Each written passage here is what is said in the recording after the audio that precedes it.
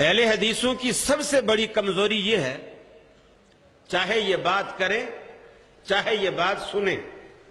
سب سے پہلے دلیل مانگتے، دلیل کے محتاج۔ دلیل ہے آمنا و صدقنا، دلیل نہیں ہے کہنے والا کتنا بڑا ہے، ہمیں اس کے رتبے کا، اس کی پگڑی کا، اس کی جبے کا، اس کی تسبیح کے دانوں کا ہمیں کوئی لحاظ نہیں۔ بات اگر قرآن و سنت سے ہے وہ ہماری بات، کہنے والا کوئی بھی ہو اور کہنے والا ہمارا بھی ہو، اور بات قرآن و سنت سے باہر ہو، وہ ہماری بات نہیں ہے۔ میں بالکل سچی بات بتاؤں، کراچی میں ایک صاحب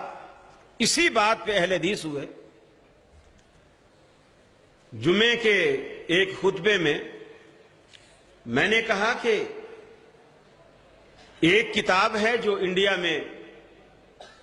چھپی، اس کا نام ایضاح الادلہ ہے، اور اتنا عرصہ ہو گیا انڈیا سے چھپی اور اب تک چھپتی آ رہی ہے، اور کراچی میں بھی آرام باغ پہ دیوبند کے بڑے بڑے مکتبے ہیں، وہاں بھی وہ کتاب چھپ رہی ہے۔ تو میں نے کہا اس کتاب میں ایک آیت غلط کوٹ ہوئی، اور وہ آیت قرآن مجید میں نہیں ہے۔ فَإِن تَنَازَعْتُمْ فِي شَيْءٍ فَرُدُّوهُ إِلَى اللَّهِ وَالرَّسُولِ وَإِلَىٰ أُولِي الْأَمْرِ مِنكُمْ، یہ ایک اضافہ ہو گیا، عمدن ہوا، سہون ہوا، بھولے سے ہوا، غلطی سے ہوا، جیسے بھی ہوا ہو گیا۔ اہل حدیثوں نے اپنی نشستوں میں، محفلوں میں اس کو اٹھایا، اس بات کو اچھالا، لیکن وہ آیت جو کی تو آج تک موجود ہے، اور وہ کتاب آج تک چھپ رہی، کئی ایڈیشن چھپ چکے ہیں اسی غلطی کے ساتھ، لیکن کسی کو درستگی کا جو ہے اس کی توفیق نہیں ہوئی۔ ایک صاحب نے جمعے کے بعد کھڑے ہو کے شور مچا دیا مسجد کے اندر کہ جی آپ دوسرے علماء پر اس طرح طعن و تشنیع کرتے رہتے ہیں، آپ اپنی کوئی ایک مثال دیں،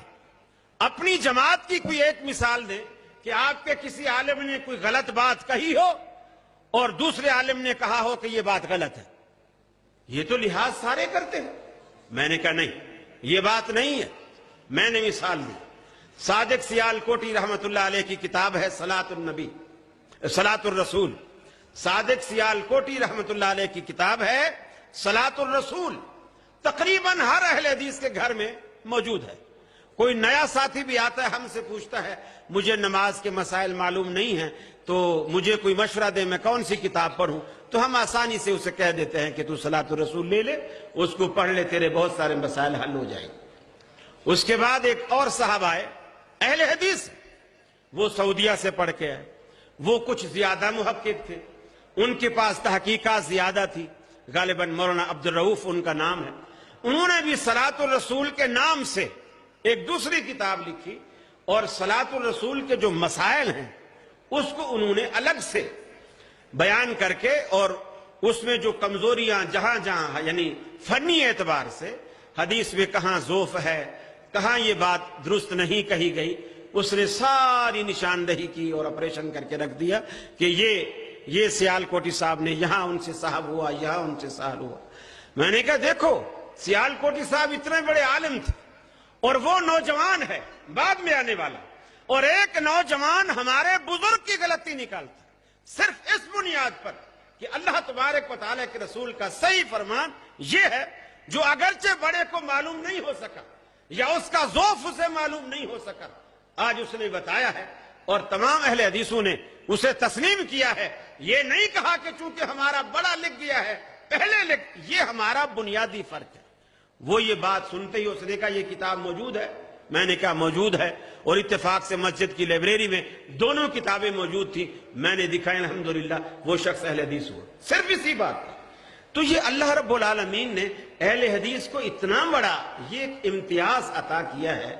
جو کسی بھی مسلک اور کسی بھی جماعت کے پاس نہیں ہے۔ ہم محبت میں بھی جھوٹ بولنے کے قائل نہیں ہیں، محبت میں بھی جھوٹ بولنے کے ہم قائل نہیں ہیں، مبالغہ آرائی کے قائل نہیں ہیں،